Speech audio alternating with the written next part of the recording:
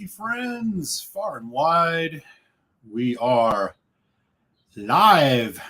What's up, y'all? I am Eric, your humble malt muser, beaming the Tasty Tuesday Whiskey Tube signal from the Midwest, my home city, Chicago, Illinois, USA. What's good, everybody? I hope everyone is well and has had a nice week. Pop in the chat, say hello, hit that like button, subscribe if you haven't. We'd love to have you on board. Let me know where you're at, what you're drinking tonight. We got a fun Tasty Tuesday show lined up, as I'd like to say we always do here on a Tasty Tuesday. But before we get into all that, let's kick things off with chatting with the folks who are already ponied up here at the virtual bar. We got 7 folks in the door already, which is great. Forgive me, I'm a little bit under the weather. Not too bad, though. Nothing a little single malt scotch can't take care of, right? What's good, everyone? Here we go. First in the door tonight, Northern California. It's our good buddy, Donner Pass Whiskey, lurking at work. How you doing, Donner? I believe I owe you some samples still. I have not had a chance to get to the mailbox. I'm going to do that this week. Big fan of Benromach, especially the older cast drink bottles. I was just able to stock up on number $39.99, which is crazy cheap. Everyone in Cali should get some of K&L. Yes, you should. That is a really, really nice price. Fellow Midwesterner, Duluth, Minnesota. What's up, buddy? It's Mr. French. Interesting featured bottle tonight. Yeah, that's what I'm hoping. Here's our boy, Rob. What's up, Rob? Lurking from a dive bar. My man. That's how you do it. What you sipping on, man? Paul in Montreal's in the house. Paul, great to see you. Happy Tasty Tuesday, Malt Mates. Back at you, Paul. Always great to have you here, man. Thank you for hanging out. Your friend across the land in Ontario is here as well. It's Peter White. What up, Peter? How are you, sir? Jupiter, Florida's in the house with Mr. Gerbeck, ready with my Tuesday sipper of Benromach Smoky Tan. Cheers to the Tuesday whiskey folks from Jupiter, Florida. Back at you from Chicago. Slancheva. Good to have you here somewhere outside Hotlanta, Georgia, lurking in the burbs. It's IC86. Hello, sir. Great to see you. What's going on? How the Braves doing so far? I've only been following the Brewers and the White Sox. I have not caught any Braves baseball just yet. They off to a good start. Great to see all your Earth people. All right. East Texas is in the house. It's our boy Daniel. What up, man? How are things there on the Louisiana-Texas border? And there's Winston the Whiskey Cat. What's up, buddy? Got a hello for us? No. Looks like he's going to hang out. And, of course, our friend across the state of Illinois over in the Quad Cities, it's Chris. What up, Chris? Good to see you. He's drinking some. Ooh. You've got to be quiet about that around these parts, man. Enjoy that. He's a kid. Yeah. I did a little work on it. Hey, stop it. Scratching the cartridges again. That's what he does. I've been thrown out for worse. Hey, cheers, Daniel. Yeah, did a little update action. And looks like we're about to have to shoot our whiskey cat friend because he ain't trying to, be on manner mode, brother. All right, anyways, Mr. White, what's up, buddy? Folks saying hi. Penelope toasted tonight in the glass. Okay. I just saw a bottle of that relatively recently here in Chicago. I believe Daniel H. would probably have something to say about it. He may know. Here's one of the fearsome twosome coming out of Super Bowl champion town. Not NBA champion town this year. SoCal, Los Angeles, James Chang. What up, buddy? Great to see you, sir. 2 and 3 Braves so far. Not bad. Yeah, cheers, man. I decided since he was doing such a good job, unlike tonight, keeping an eye on the cartridge, so give him some love. All right, man. Good stuff, y'all. We got 10 folks in. This is rad. Great to see everybody, man. Hope your guys' week has been well. I got a whiskey to uncork here, which we're going to get into in just a moment. Do want to give a quick shout out to Patreons. Your first Patreon exclusive review is in your inbox. Should have been landed there a day or two ago. Lagavulin Jazz Festival. It was a cool bottle to do a review of, and I should be doing some more of those coming your way relatively soon. Should be a lot of fun. All right. So here's what we got going tonight. I did a little shopping this weekend. And there's Top Shelf Dustin's in the house. What's up, buddy? How are you, sir? Slancha. Thank you, man. Back at you. Was doing a little shopping this weekend, and I came across this bottle. As you guys know, I do love me some Benromach, and I've been getting into Benromach, and this is a wood-finished Benromach that I have never had before. And they were on sale wicked cheap, which could mean one of two things. Either it's just not that good, or they have way too much of it, and that may be one and the same. But we're going to get this open and in the glass, and then I will tell you guys all about it. If anybody has any Benromachs or has had any good Benromachs recently, just like our friend Donner Pass Whiskey had just mentioned, would love to hear about it. I'm always kind of on the hunt for new bottling. So what we're looking at tonight here is the Benromach. This is part of their wood finish series. You'll notice that this is part of their old label still. I guess these were bottled just before they changed it, perhaps. This was distilled 2012, bottled 2020. So, yes, 7-8-year-old whiskey. This is the Benromach Wood Finish Series Sassicaia cask. Basically, what you're looking at here, it's a 45% ABV whiskey. It's mostly first fill bourbon, and then it is put into a bottle of finishing of for 2 years, for no less than 2 years, of a super Tuscan wine called Sassicaia. What is super Tuscan wine, you ask? Well, I got to learn a little bit about it, so I'll give them credit for this. Sassicaia, again, super Tuscan basically just means it's a Italian Tuscan wine, but it uses non-native grapes, either fully or somewhat. In the case of this Sassicaia, you're mostly looking at Cabernet Sauvignon and a little bit of Cabernet or Sauvignon Blanc, rather. So you're looking at those type of grapes in here, so that's kind of cool. I don't think I've ever had a Tuscan wine finished whiskey before, so that should make this interesting. Nice pop, regular cork.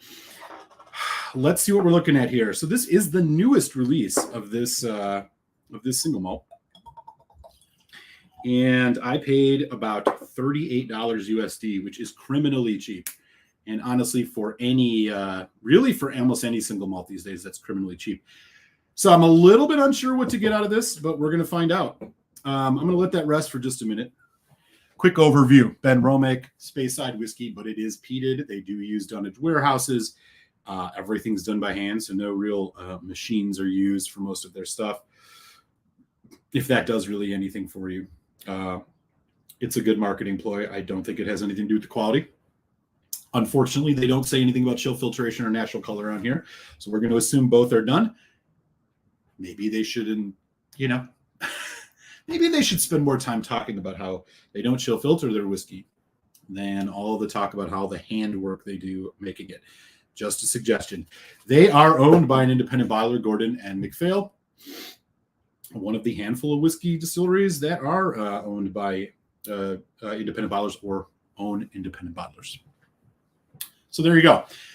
Benromach is peated for the most part. I don't believe they do any unpeated releases. They may have a couple, but for the most part, it's a lightly peated whiskey, and that is they actually have a more heavily peated version as well called the Peat Smoke. But this is, as I said, this will be probably peated. It's going to have this wine cask finish, yada, yada, yada. And it's coming in at a hell of an affordable price. They do have one other in this wood cask series, or this wood finish series, that's like a Bordeaux French red wine cask. I have not had that one yet, so I don't know what to tell you. Anyways, let me know in the chat. Has anybody had this before, or any other Benromachs that they'd love to write home about, for that matter? We're going to get into this tasting really quick, and I'm really hoping that this turns out to be a good one, because look, I do like a nice wine cask finished single malt. I think some of them are done really well. Edredure, for example, I believe is one of the only other ones that does a Tuscan wine finish, as far as I know. But I've had plenty of Bordeaux's and a couple others, and I quite like them. So I have high hopes for this. And if it is good, this price is absolutely killer. Okay. We got 12 folks rocking, which is great. Good to see everybody. Let me do a quick scan of the chat. Say hi to anybody else that's popped on in while I was ranting about Benromach. Daniel, Peter, James. What up, what up? Dustin, Leo's in the house. What's up? Beaming his signal from the Sun Valley, Phoenix, Arizona area. What's going on, buddy? Good to see you, sir. Great to have you in the house. All right. Let's do this. So, Benromach. It is, I should say this too. This is not a non-age statement whiskey. Now, they do have the vintages on here, but it also says real small print here, 7 years old. So, relatively young. 45%. Again, nothing about chill filtration or color, so we are going to assume it's fake color. And it's been chill filtered. First fill bourbon cask for over 5 years. Finished in Sassicaia wine cask for over 2. So 7.5 year, 8 year whiskey. There you go. Okay. This is the color. Now, again, it's been aged in Cabernet. So, I mean, it's not surprising you'd get a color like this, but just, if they're not going to tell us, we are going to assume it's fake. That is what we're looking at. It doesn't quite look like a fake color to me. It's got a bit of a haze to it. All right. Let's check this out, y'all. See what we're working with. Let me get this box out of the way somewhere. There we go. All right. On the nose. Boy, I can smell it already. Sweet. Red fruit. Cinnamon, ginger. This has got an interesting, quite little nose on it. It's pretty sweet. There is that nice kind of like warm baking spice behind it, so it's not cloyingly sweet on the nose, which is good considering it's 2 years in freaking wine cask. Little bit of earthiness. Again, maybe that's that Dunnage Warehouse, just kind of that musty note, which you get off. It's not as strong as you get on a Springbank, but really nice on this Benromach.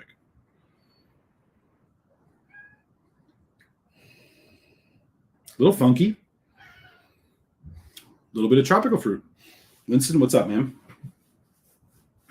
All right, you want up? Let's see what you think. Oh, let's see what our buddy Winston, the Whiskey Cat, seal of approval. Nope, of course not.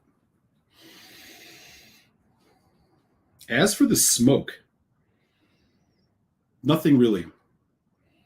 You're really not getting anything in the way of like a peat smoke on this. Now peat and smoke are two different things, usually that are working together.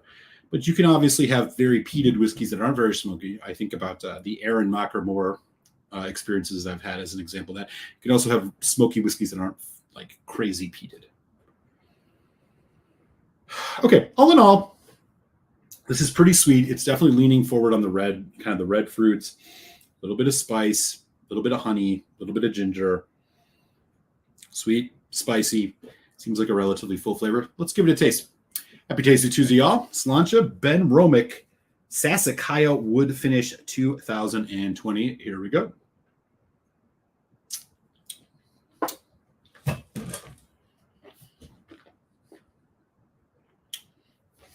Wow.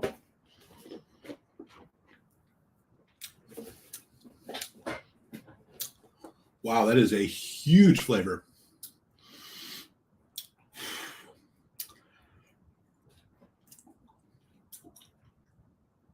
Okay. Not bad. Let me try one more little sip here.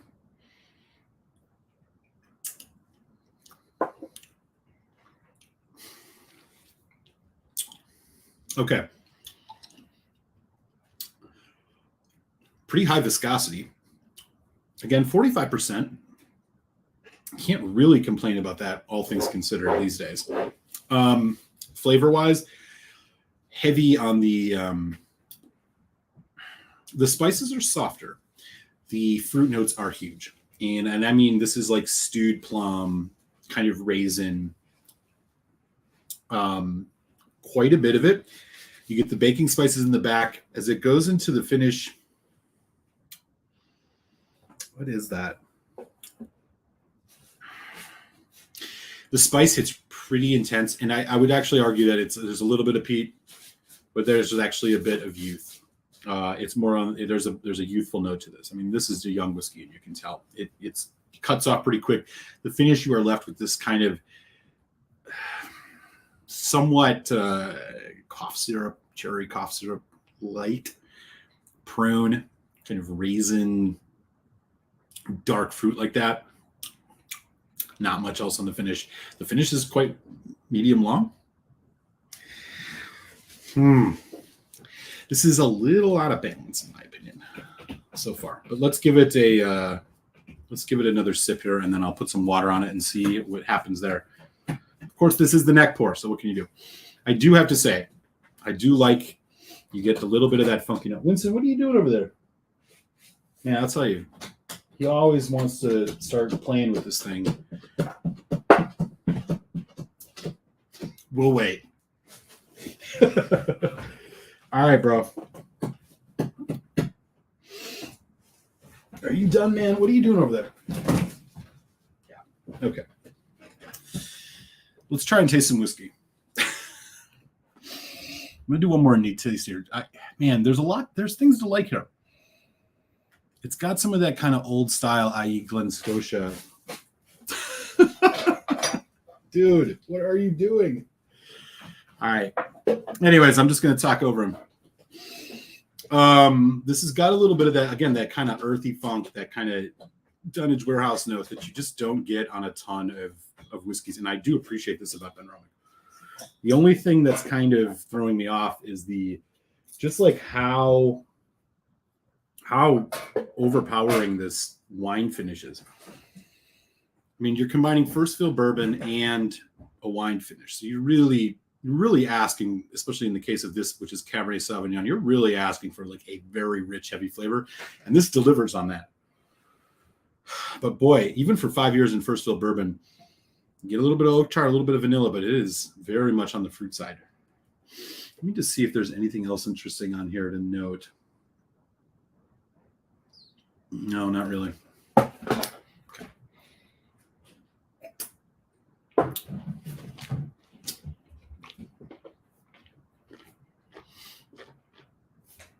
Okay, third sip.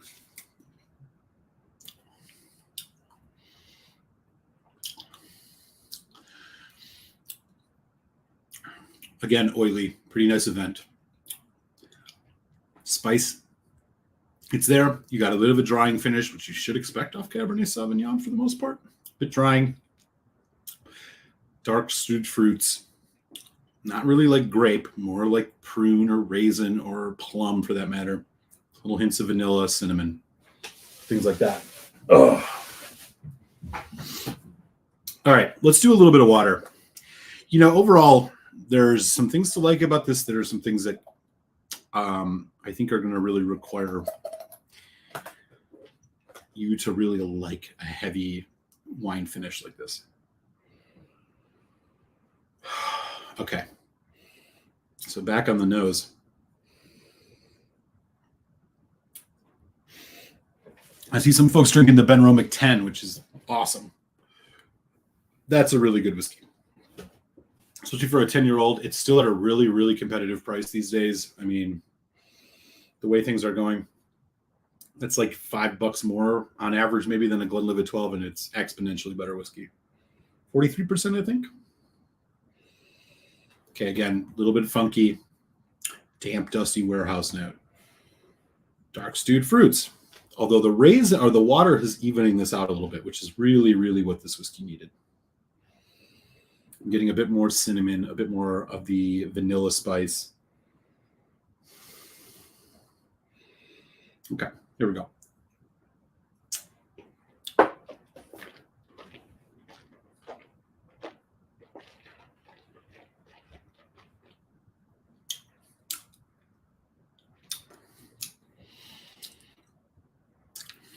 Heavy, high viscosity, so pretty drying on the finish. Again, getting a little bit more, the fruit's a bit juicier now, not quite as stewed and dark, but not by a lot. Vanilla, a little bit of caramel, a little bit of brown sugar, a little bit of smoke. The finish It's definitely got some more complexity going on to it, but nothing incredible. Okay.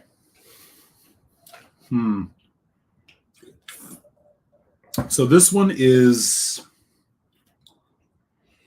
again, retailing. Again, I got it on sale here in Chicago. I mean, this was under $40. I think you probably find these, if you can, around like the $50 mark, $55 for these types of finishes.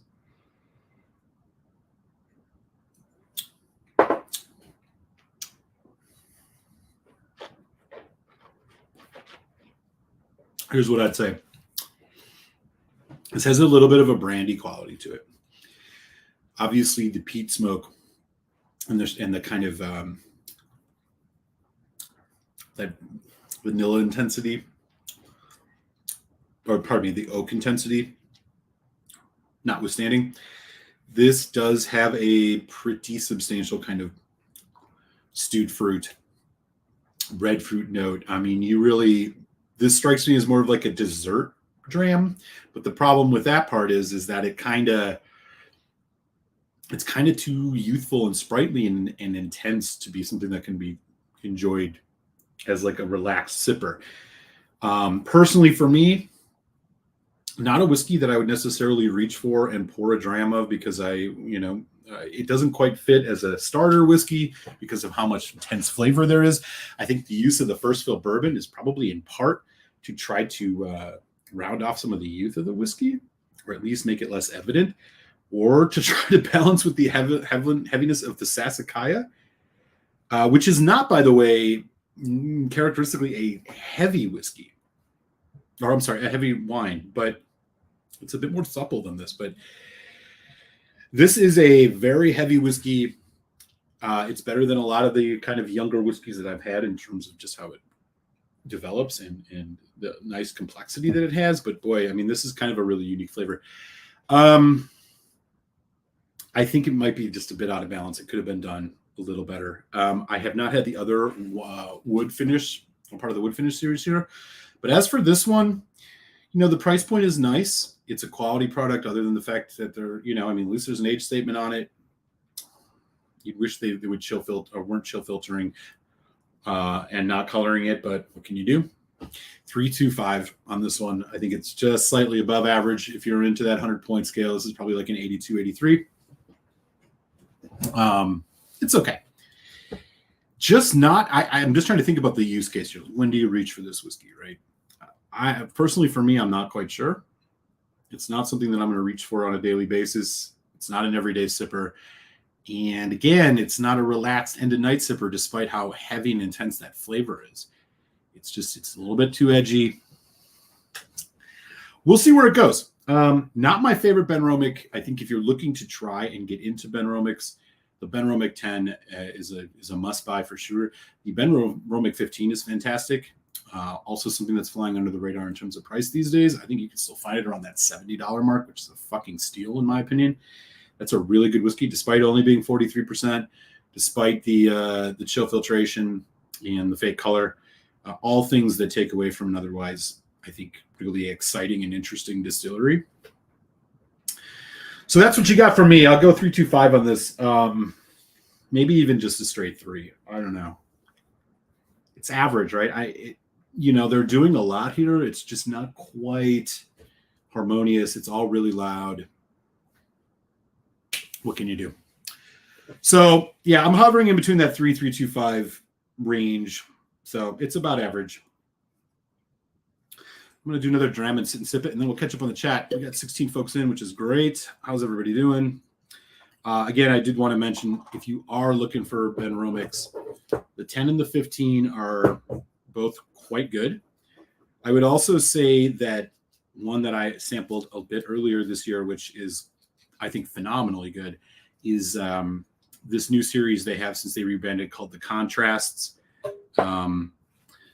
They have the Contrast Peat Smoke. They have the Contrast Peat Smoke Bourbon cask, or there's a couple of them. Oh, the Contrast Peat Smoke, which is bourbon cask. The Contrasts Organic, which I have not had, but if it's anything like the other organic, it's probably quite good, despite the non-age statement. And they also have the one that I'm quite excited by, which is the Benromach Contrast Peat Smoke Sherry Cask, which is awesome. 46%. It is about 9 years old. Vintage statement, really good whiskey. Also, their 21 is not a joke, despite only being 43%. Still coming in at a good price. So, a pretty exciting things coming out of Benromach. I can't say in particular that this one is quite doing it for me. Maybe for other folks, it's worth taking a flyer on, but yeah, this one's a little strange. We'll see where it goes. All right. That's that. Let me catch up on the chat, see how everybody is doing. Leo opened his first Benro this week, the Cask Strength. Oh, great. I would love to hear what you think about it. It's a good dram. I still have a Benromach 10 100 in the bar somewhere. Yeah, that one's awesome. I did a comparison to that and the regular 10 earlier this year. I found one of those randomly. So they used to do a 10 Imperial proof, which is like British Imperial. It was like 100, basically 50% ABV, 10-year-old. Awesome. Really, really good. Moving to get the regular Benro 10 now. Yeah, the great everyday sipper. It's a fun whiskey. What else is going on? Need to try the 10 and the 15 next. Yeah, definitely get your hands on that 15 if you can. I mean, is it a poor man's Springbank? I don't know if I can go that far.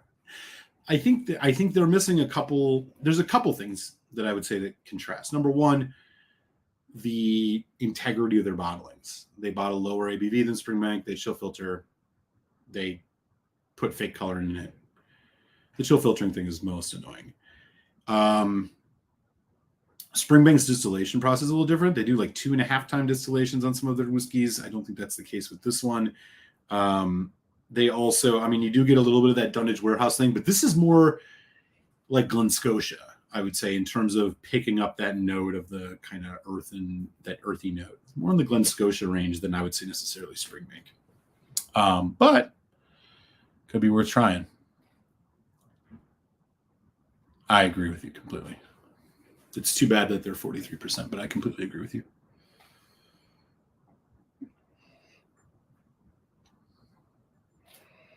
All right. What else is going on, y'all?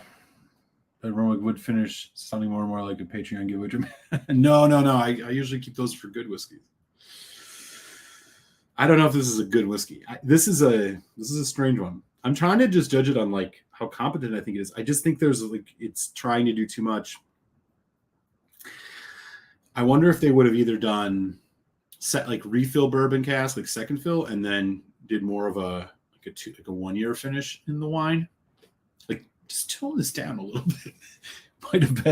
It might have worked a little better. I don't know. We'll see.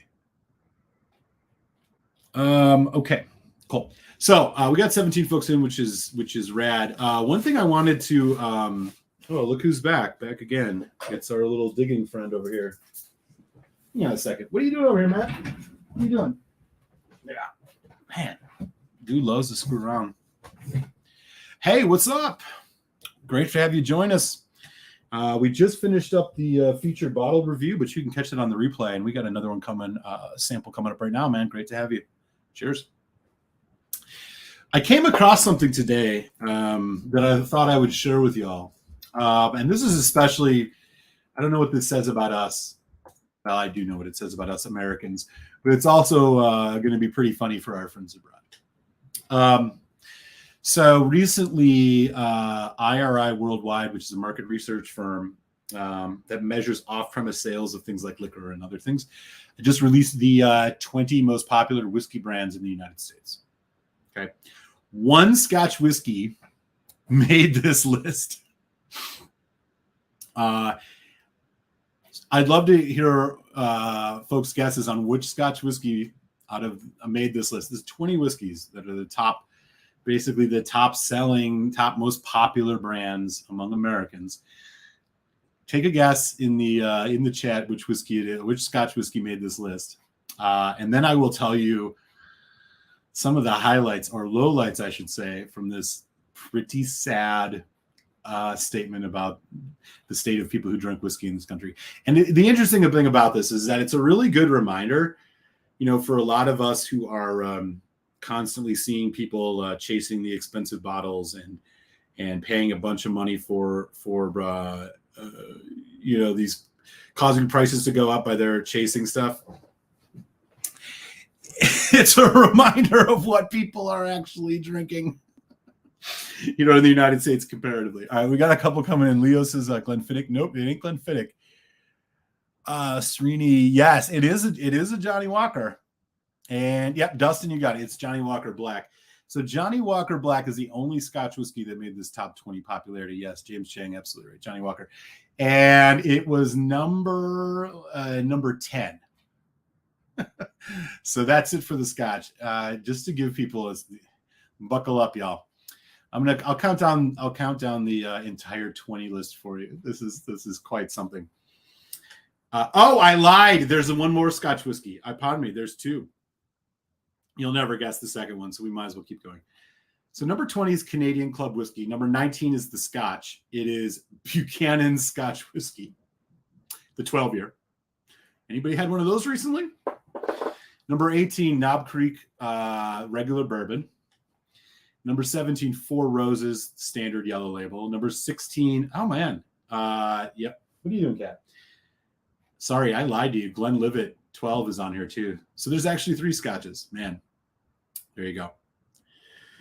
Scotch. So yeah, there's Glenlivet. Number 15, Southern Comfort. Number 14, Screwball Peanut Butter Whiskey. Which one of you people is drinking this? I got to know. Screwball Peanut Butter Whiskey. Number 13, Black Velvet Canadian. Number 12, Seagram 7, Crown American Whiskey. They're not even calling it Canadian. Number 11, Woodford Reserve. Number 10 was the Johnny Walker Black. Number 9, Evan Williams Black Label. Number 8, Bullet Bourbon. 7, Wild Turkey. 6, Maker's Mark. 5, Jameson. 4, Jim Beam White. 3, Jack Daniels. 2, Fireball. And number 1 most popular whiskey in the United States, drum roll, Crown Royal. Standard. Fit for a king, as they say. So there you go. That rounds out, at least according to this market research firm, the top 20 most popular whiskey brands in the United States 2022. So, there you have it.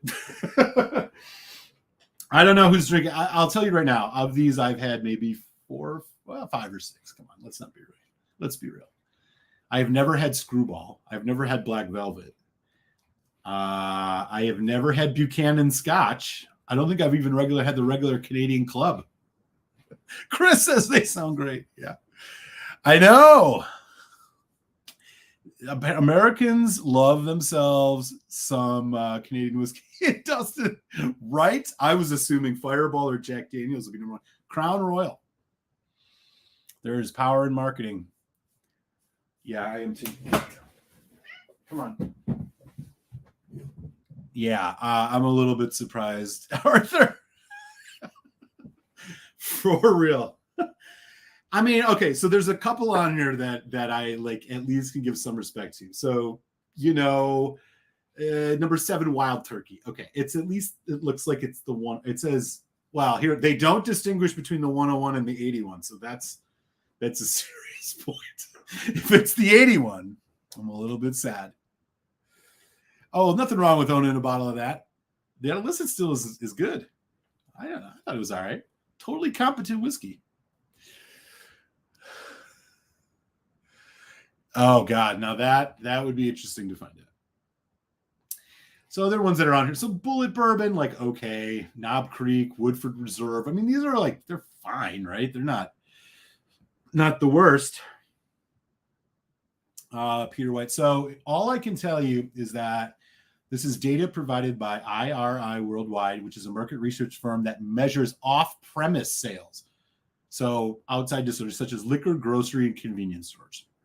So they're measuring, who knows, from what liquor stores, whatever. But yeah, I mean, there's some real winners in here. This screwball peanut butter is just wow. Just wow. Black velvet too. Like what? And also, who's drinking the Buchanan Scotch blend? They're not even doing the Dewar's White Label or the Cuddy Sark. Buchanan's. It must be cheaper. That's the only thing I can think of because it sure isn't the flavor.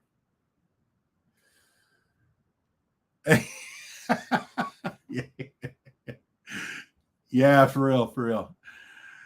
It's a pretty funny list. I mean, really, as far as Scotch, Johnny Walker Black is like interesting because it's peated, right? I wouldn't be surprised if they actually screwed that up and it's Johnny Walker Red. Jack at 3. I mean, of course, Jack Daniels, but Fireball, yeah, of course. Crown Royal. All right, so there you go. I'll drop this link in the chat here. I mean, you can go get it's from the website they posted is called Vine Pair. So yeah,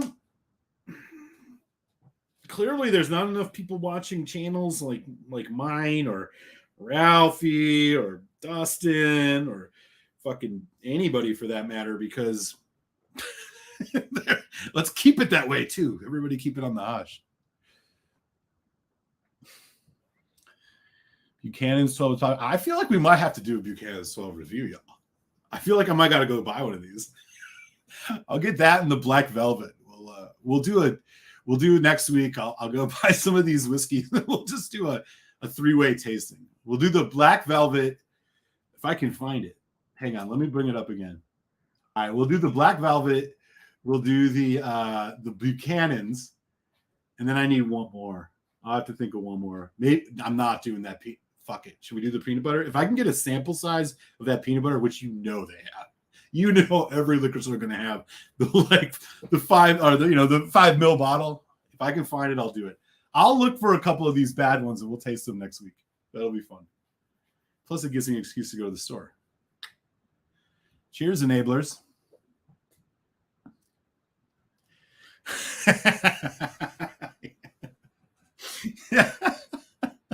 Yeah, for real, dude. That'll be great. Yeah, let's do it. That's a great bottle. Greg, what's up, buddy? Crown Royal Noble Collection is not bad. I've heard that. I didn't know. I think the one in reference here is clearly just the regular Crown Royal. And I'll be honest, I don't even know when I've had that last. I bet they have small sample bottles of that. I mean, that's the #1 most popular whiskey brand in America. Fuck, what am I missing? We got to get some Crown up in here. I think we might have to get some Crown. I'll look for the Crown. If I can, again, I am not buying full bottles of these. So whatever I can find in the little mini section, one-shot deals, I'll do it.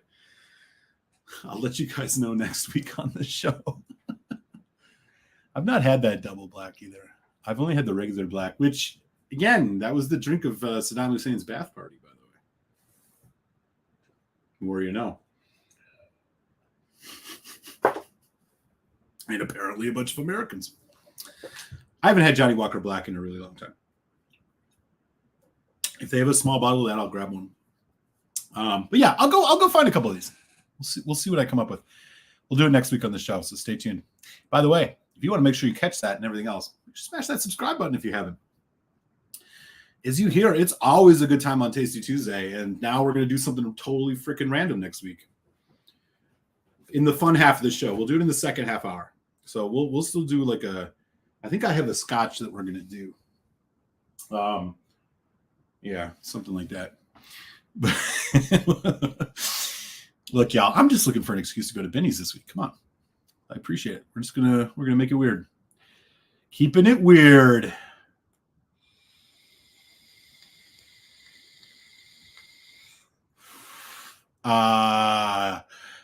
Yeah. It's definitely true. Is the Scotch of Mexicans? Okay, you're the second person to mention this. All right, I'm going to keep an eye out for Buchanan's.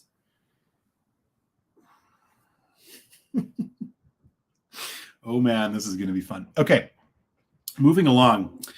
Again, so we kicked off the show with a uncorking review of the Benromach Sassicaia 2020 bottling. wood finish series from Benromach. It's all right. The price isn't bad. But the bottle, I mean, it's not that it's bad whiskey. It's just really heavy. It's very cask driven and almost to a fault, although you do get a little bit of that earthiness out of the Benromach, which I really like. Oh, gotcha. I mean, I have a substantial Mexican population around me, but I can't say I don't know. I'm not, I mean, who knows? Maybe everybody's drinking Benromach. I just don't see it on the shelf very often. Anyways, Greg McDonald provided me a second sample. If you remember last week, he generously provided the Ardbeg Fermutation, which was one of the funkier whiskeys that I've ever had, the most absinthe-like scotch I've had. I can't say it was bad. It was just very, very different. So thank you for that. And Greg, I got another sample here from you, which I'm going to open tonight, and I guarantee this one is going to be a belter. This is a Bunnahabhain, 13 years old cask, first fill sherry. I'm assuming this is some type of special hand-filled bottle from the distillery, 57.7% ABV. This is what I'm talking about.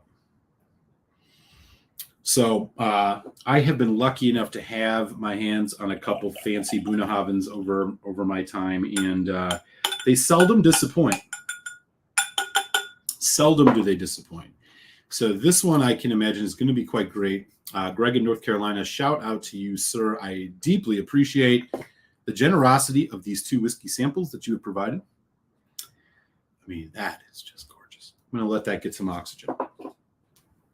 In the meantime, we got 15 folks in here. What else is going on, y'all? Greg is the man. Yeah, it's great to see you in here, Greg. Yeah, I appreciate it, Greg. That's been cool. Rob is headed for a sip of the Blue Spot sample. Oh, yeah, bro. Blue Spot.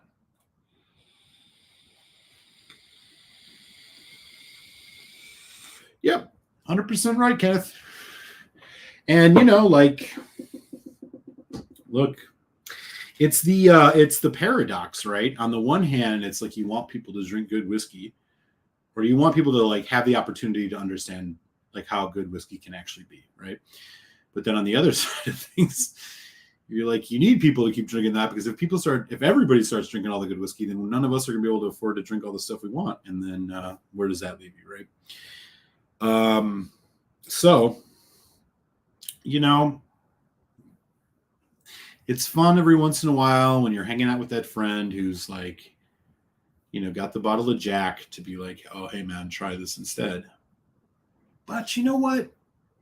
I don't show up at parties with a bottle of Springbank unless it's with a bunch of whiskey folks, right? I don't want people getting too excited, y'all. Keep them drinking the Buchanan's or whatever it is. JK135, what's up, buddy? How are you? Any luck finding Springbank, Kilkerran, and Longrow on the latest drop that just happened in NYC stores? Just got about a beach. I splurged on the Longrow 18 for $300. Prices are getting insane.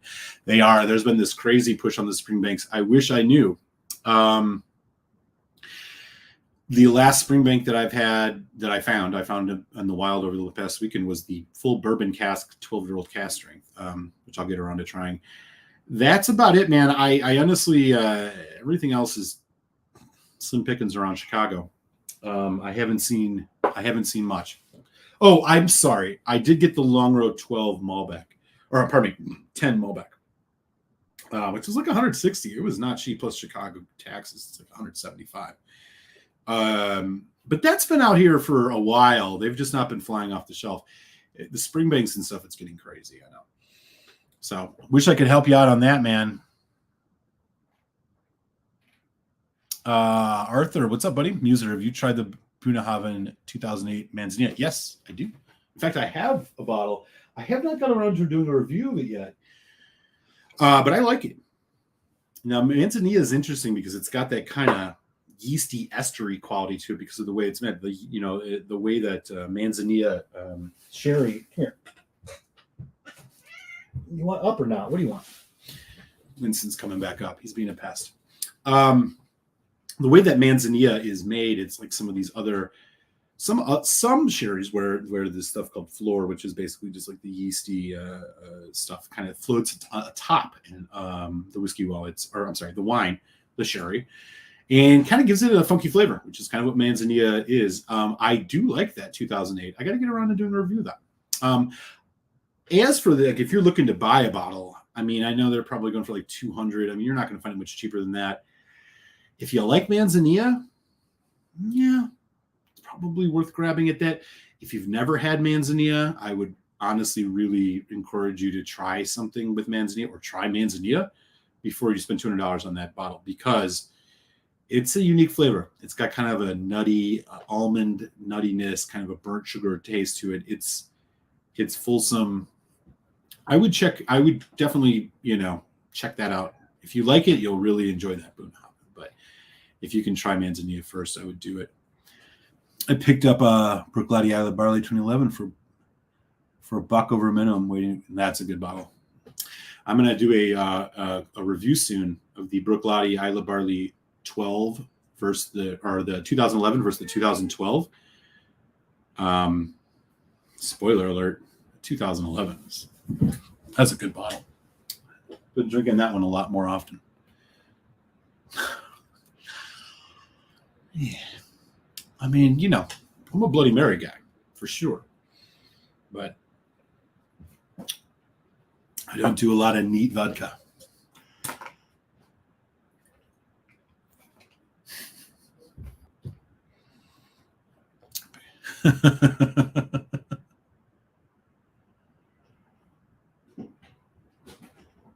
$170 each? Jesus, man, it's like $260 here. I haven't even touched it. I couldn't even touch it. There was one at this local shop here. I can't even touch it. $170 is probably about the best you're gonna get. Ain't like it used to be, man. A lot of Springbank 10 here in South Carolina, but no 12 long rows. No 12 and no long rows. Gotcha. Yeah.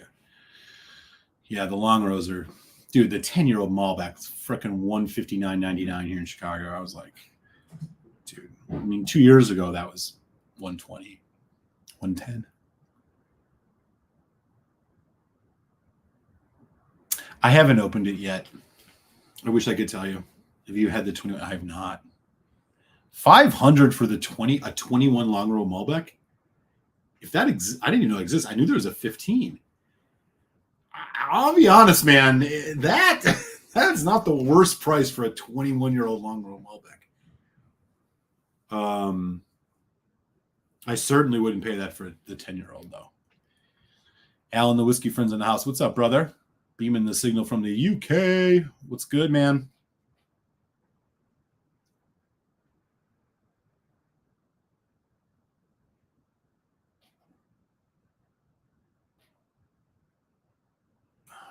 Dustin says red Malbec's kind of meh.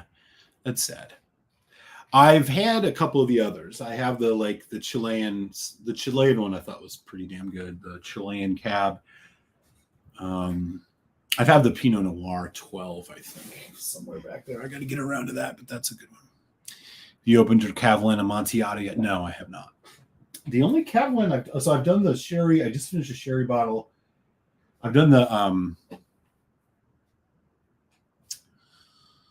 really good one. It was really good. Muscatel. The Muscatel was off the chain.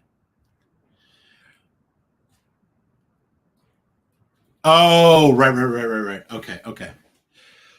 I couldn't tell you, man. I have a couple 18s, and I like the 18, but I don't know. I've not had the 21. If that's a fair price, I mean, those are not easy to get. Alpha Crown's in the house. What's up, brother? Good to see you.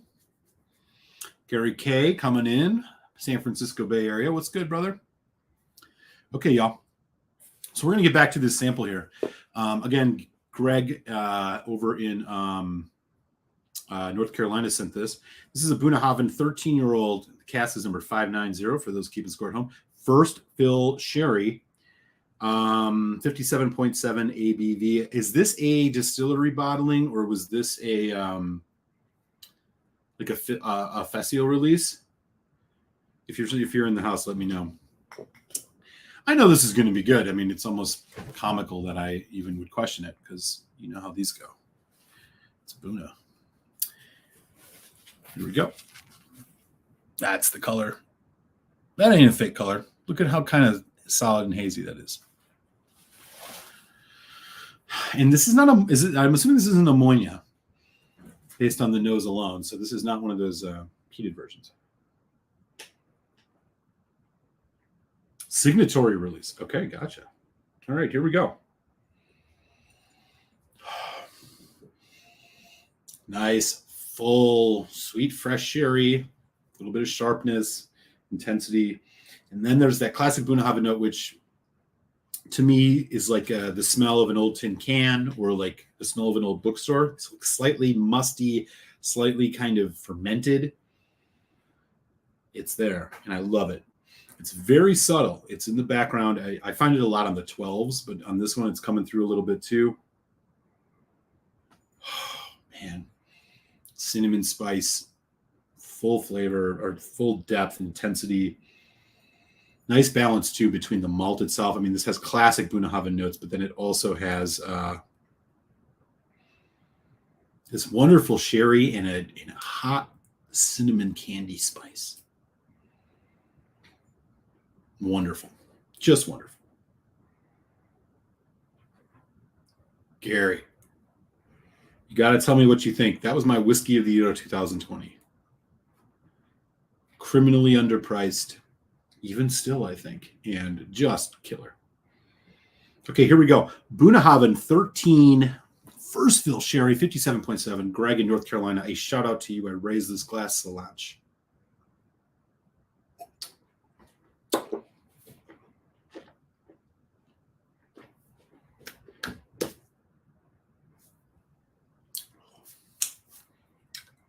Wow.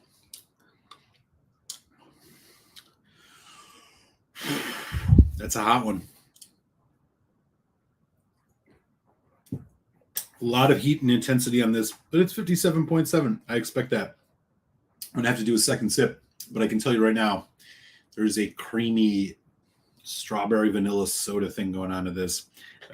Effervescent, nice, hard kind of toffee butterscotch, vanilla, chocolate. It's just got some of that kind of classic Bunahaven, like slightly, you know, again, as I was saying, this kind of like old dusty, musty note to it. I'm going to do one more neat sip here, but this is going to take some water for sure, and I think it's going to take it well. Interesting that the first fill sherry, even with that, it's holding up pretty nice. Here we go. Oh. Oh,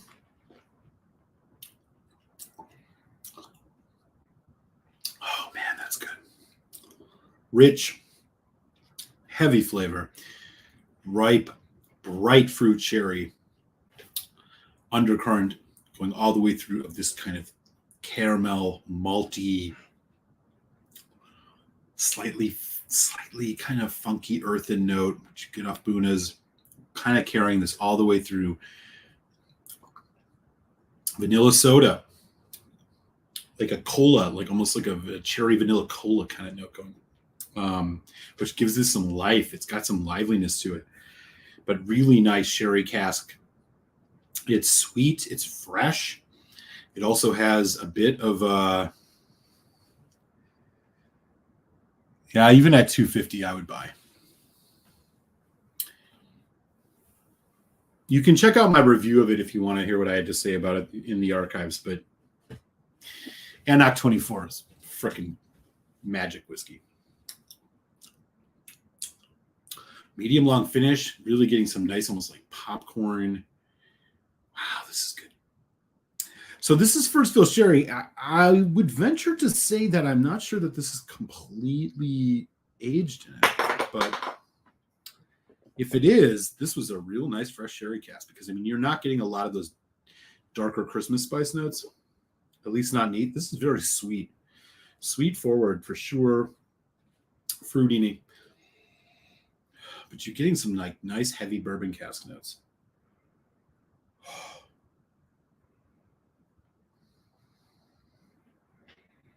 Okay. You know what? I'm going to do a little bit of water on this. Let's see what else happens here. My guess, I would just love to turn this heat down a little bit. I'm going to go with 8 drops of water. Maybe this is, I don't know, 5-6 mils. Let's see how this works. Here we go.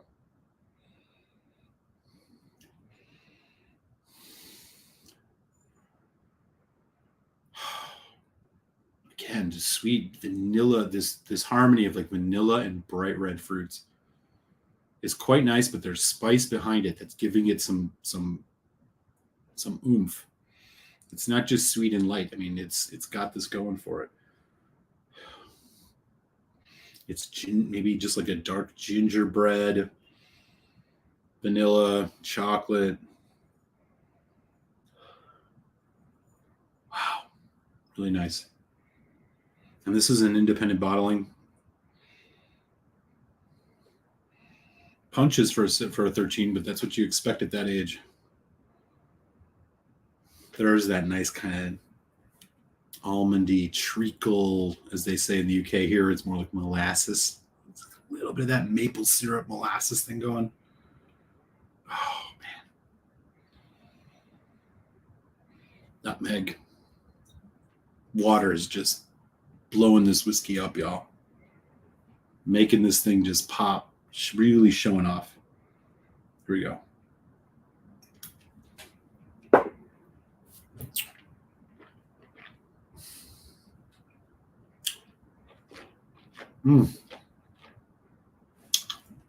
Here's the milk chocolate.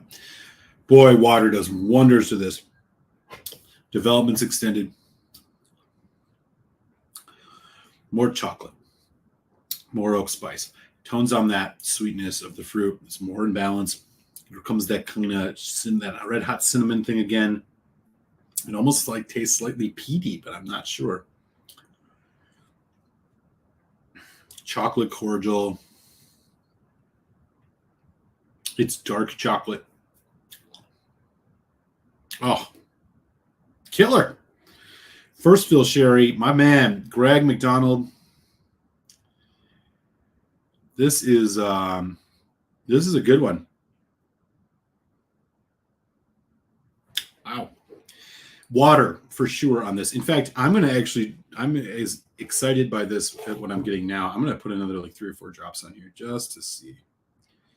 Again, I would not be surprised if this is not entirely like if it was bourbon cask with a first fill finish, just because I'm getting a lot of oak character, but I'm not sure.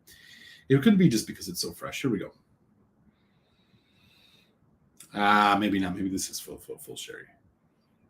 There's so much just spice and fruit.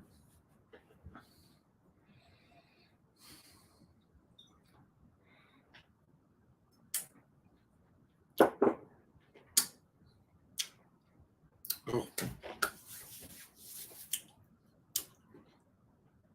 It's a hot one, for sure.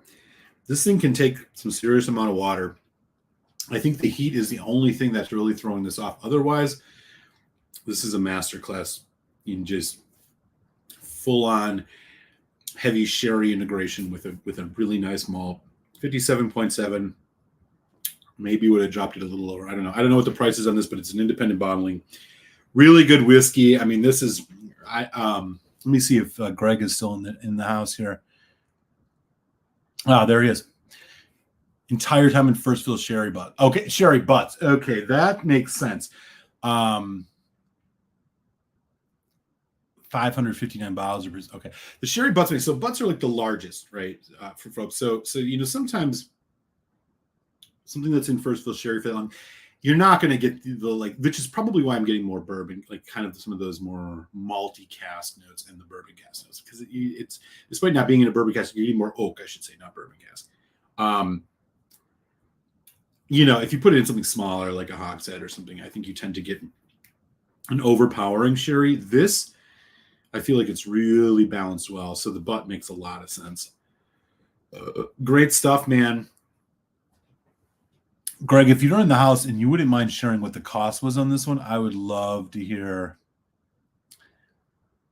what you paid, because this one, exactly. So 13 years in a first fill butt is like you're not going to just have this overpowered sherry bomb, because this is not a sherry bomb. This has made space for the malt to kind of shine through, which I think is what is really good. And again, this is indie bottling. I don't know if he said it was Gordon MacPhail, or I'll wait for Greg to chime back in here if you're still here. But this is a really good one, man. I really like what they did with this. They went with, or is this Berry Brothers? Yeah, well, we'll find out. Anyways, I mean, price pending, and this is a 4 out of 5 whiskey for sure. I like what they did. This was a strategic choice. This was a strategic choice by the folks who barreled this. I mean, this was to go with the first fill sherry. But do you see first fill sherry butts that often? I'm not sure. You're definitely trying to do that if you don't want to. You want to have a nice bold sherry flavor, but you're not trying to have it be the only show in town. You wouldn't go with a barrel that large otherwise. So I think, at least I wouldn't think so. So I think that's what they're working with here. What up, Daniel? It is Bunnahabhain, 13-year-old. Looks like it's a single cask, first fill sherry, 57.7. It's an independent bottling. JK said, we got the new Kilkerran 16 in New York. So far bought 2, but haven't opened it yet. No 8s yet. I saw the 8s with that port or whatever. I don't know. I've not bought it. I think our good friend, I think our friend Alan, the whiskey friend who's in the house, did just post a review, or is reviewing the new 8 port bottling. So you might want to check out his channel for that. He's all over that. No Kilkerran slipping through his filters.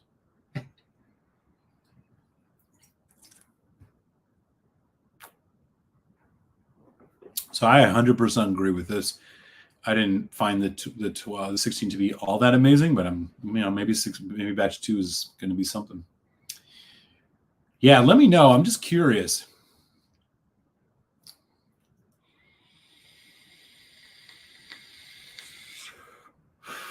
I don't know.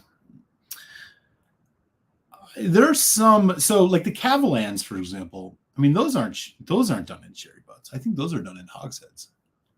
And that's probably in part just because of how young they are. I mean, they don't have that much time. I don't know, maybe not. But again, to your point, I in the case of this, probably right. And if you pour 5 of each in front of me, I think I might agree with you. I'm just not sure if I've had enough that I can point to. Like the Edredeurs are, let me take a look. So I have a 12 Edredour. I don't know if it's a hogshead or not.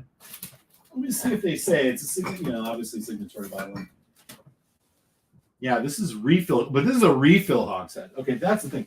The first fill hogshead. So I think to your point there. I think you might be right. You might be right about that. Just opened the Kilkerran 16 batch 2, close to the 12, more grassy and savory herbal. Oh, interesting. Whiskey Nose is in the house. What's up? It is a Craig McDonald night. Good point. Oh, sure. Yeah, let me rephrase. I wasn't sure if it was refill or if it was first fill.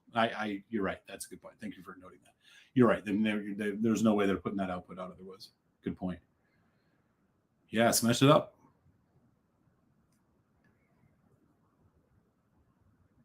Cheers, Marty. Good to have Marty in the house. What's up, brother? And we got 21 folks in, so we're going to keep going. Anyway, this Buna is just fucking killer. I'm just going to be honest with you. What a nice bottle. Interesting.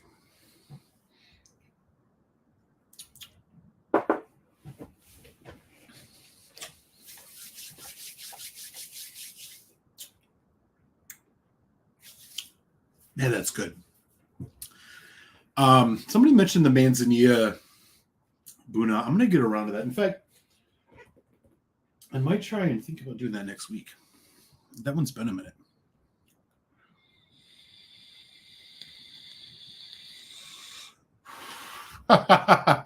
He's taken over. If Cavallin uses hogshead, they probably only yield yes.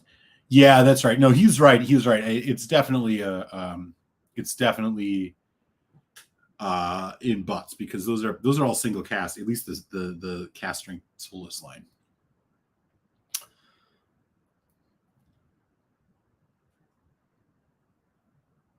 This one has. Oh, I wonder if I missed what you said. Oh, you're talking about the port Coquerre. I have one of those 8 sherries. I haven't even got around to opening it for whatever reason. I don't know. I'm not sure. Coquerre and the prices. I love the 12. The 16 the first 16 I was not enamored with, but of Crown.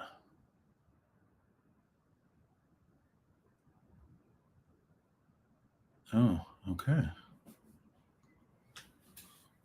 You're talking about Kevlin?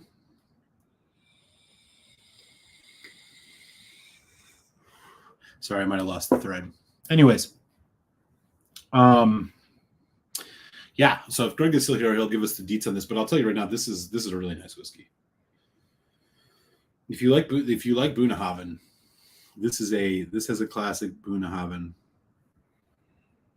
style.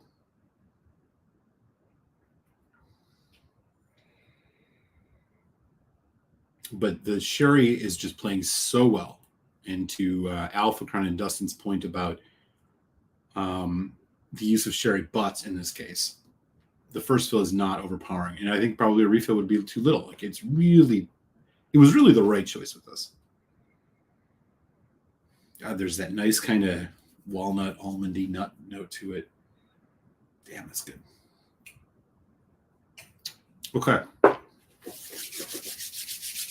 So let me just recap really quick. We got 17 folks in, 18. What's good, peeps? We're about an hour in. We opened the show with a chat about an uncorking of Benromach Wood Finish Sassicaia 2020. 3 out of 5 on that.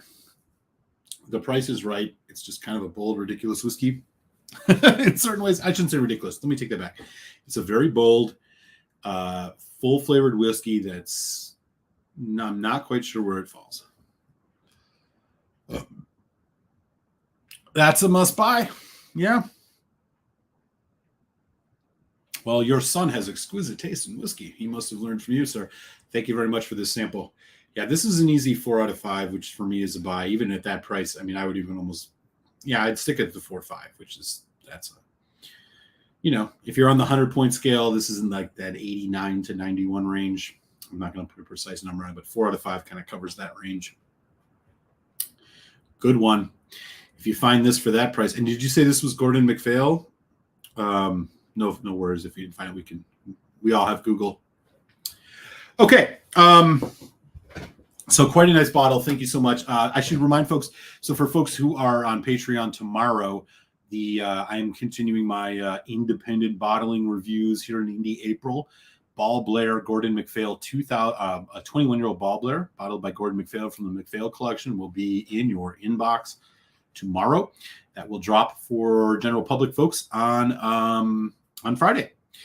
Real good bottle, y'all. You're gonna like to see this, and I think, if I'm not mistaken, there's a certain somebody in this chat named Alan, the whiskey friend, who might know a thing or two about this bottle that I'm about to drop my review of. So he will not be surprised, probably, at what the conclusions I come to on it.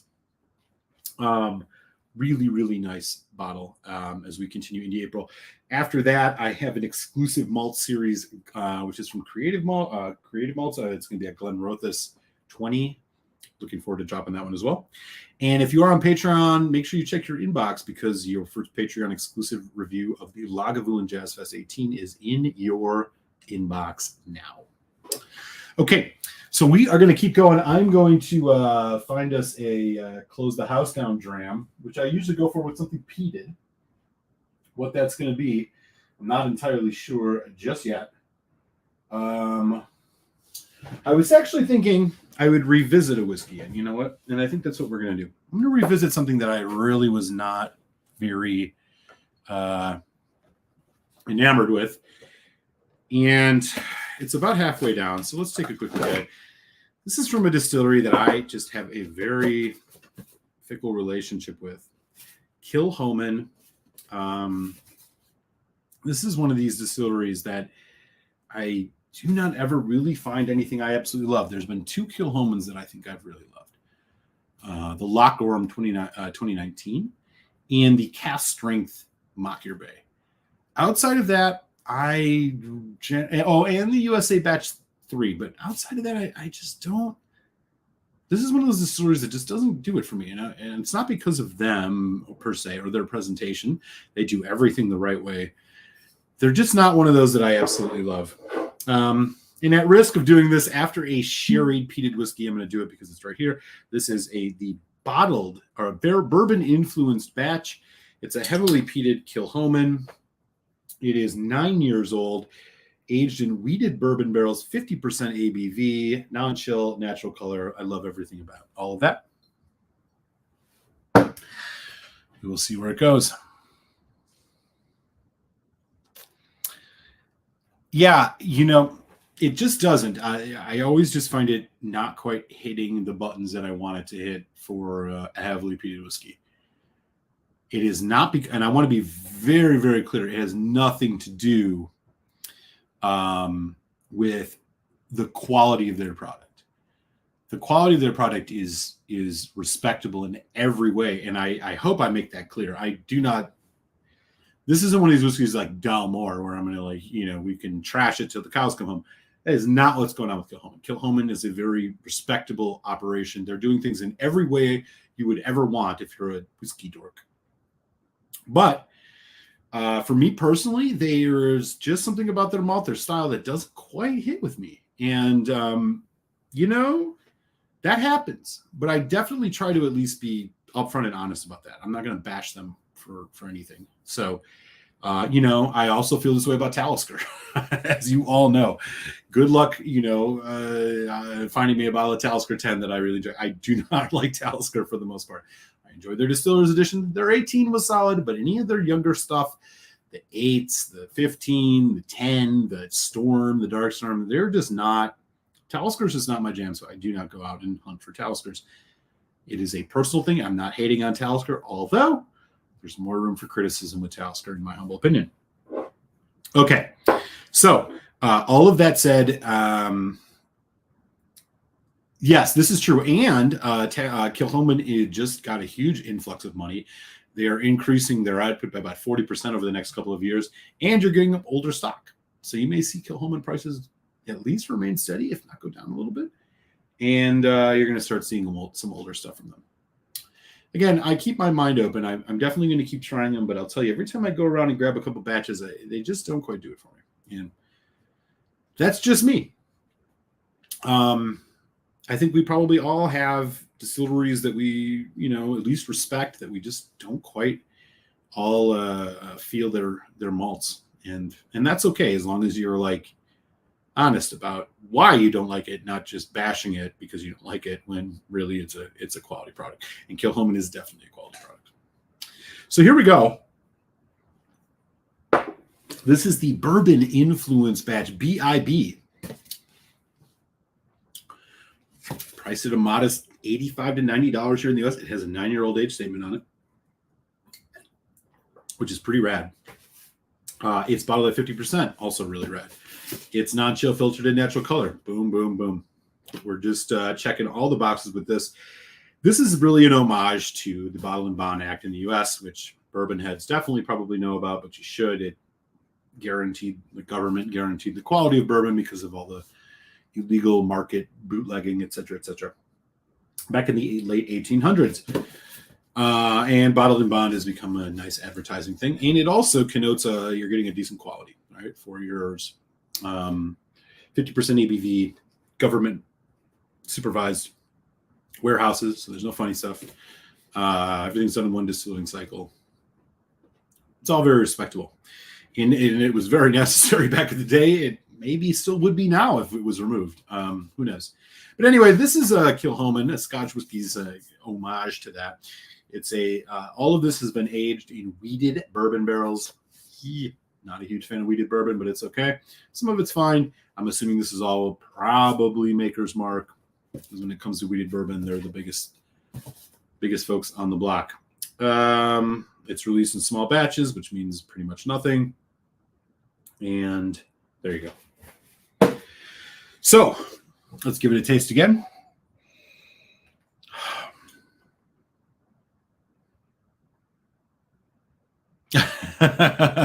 Our friend Rob is joining us from an undisclosed dive bar somewhere across the great United States. Just picked up a Lagavulin Jazz Fest 2017, Eric. Okay, I have one of those back there too. Actually, I think. Be curious to hear what you think about it, brother.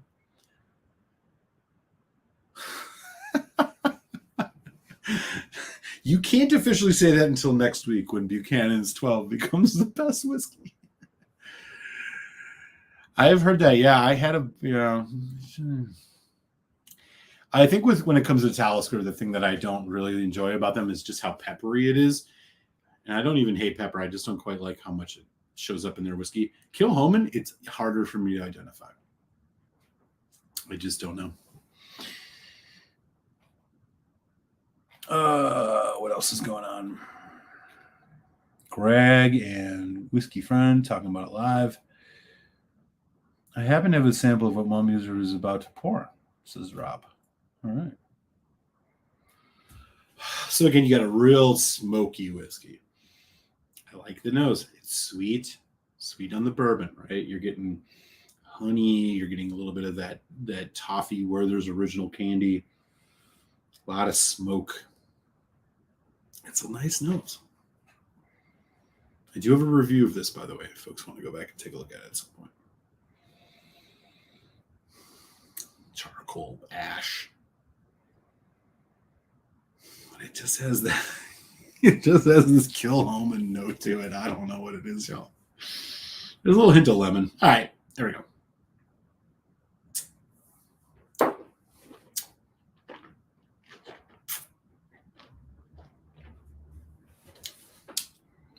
Bitter. Sweet bitter. Like lemon lime. Light bourbon notes. Kind of buttery. Milk chocolate, coffee.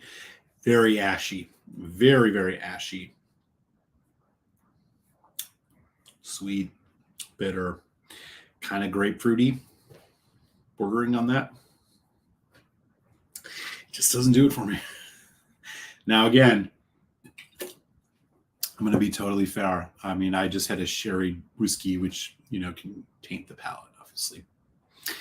But this is not surprising. This is not showing up too much differently than it has for me in the past. And for better or worse, that is what it is. Hang on, I just got to check the brewer's score right quick. How are we doing here? 4-4. I had my first Wrigley Field experience this weekend on Sunday. Awesome. Totally awesome. Saw the Brewers and the Cubs. Brewers won. It was amazing. If you ever get a chance to go to Wrigley Field in your life, do it. God, there's even a little bit of an herbal note to this. I don't know. It's just... This is going to be one of these whiskeys I just need to have somebody over to drink so I can get rid of it. I just don't like it. I can see why people like it. It just doesn't, I don't know. There's just something about their signature style, their malt that just doesn't do it for me. It's like more on the bitter side. I'm thinking about a contrast of a whiskey that's very malt forward, like Bruichladdich, where it's very sweet, kind of farm quality. I mean, this isn't to say bitter is always bad. It is not. I just think the way it shows up here, this doesn't quite do it for me. Kind of charcoal. They had good options. I did have I had a Chicago dog. I had a Goose Island IPA. I mean, I'll say this: as far there's a couple really amazing things about Wrigley. One, location. You are in the middle of the city. Secondly, the intimacy of the watching the game. I mean, you are like, it has the feel of an old time stadium. It looks old timey still. Obviously, it's from 1914. The other thing about it that was so rad is just the constant organ playing. They don't constantly just piping music. There's a lot of organ playing, and it's actually a human being playing the organ. James Belushi sang the "Take Me Out to the Ball Game." It's just a baseball experience that I don't think can be matched in a lot of places. It was great. And I'm saying this as a Brewers fan who I just can't stand the Chicago Cubs, but mad respect for Wrigley. It was rad. I'm going to be definitely going to a few more games this year.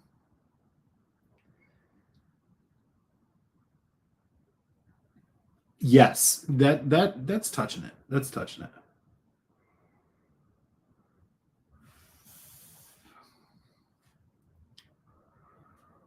Nice. Oh, wow.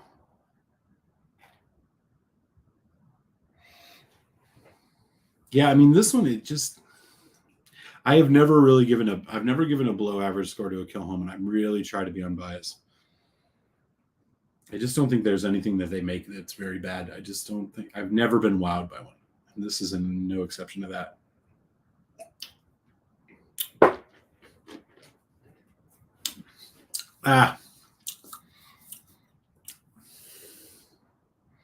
It is what it is.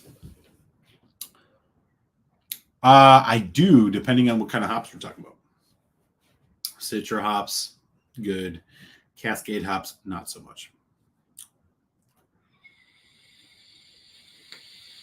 Okay, good people. We're going to wrap things up here. It's been great hanging out. Happy Tasty Tuesday again to everybody. I hope you guys all have a wonderful rest of your evening. I'm going to go catch the rest of this ball game. Smash that like on your way out the door. Hit subscribe if you haven't. Ball Blair 21 Gordon McPhail review dropping off this weekend. This Friday. So keep an eye out for that. We'll be back next Tasty Tuesday. I'm going to hopefully have a couple of these supposed top 20 most popular drams in America for us to sample and laugh at. So it should be a good time. Everybody stay safe, be well. I raise a glass to you. Slanchva.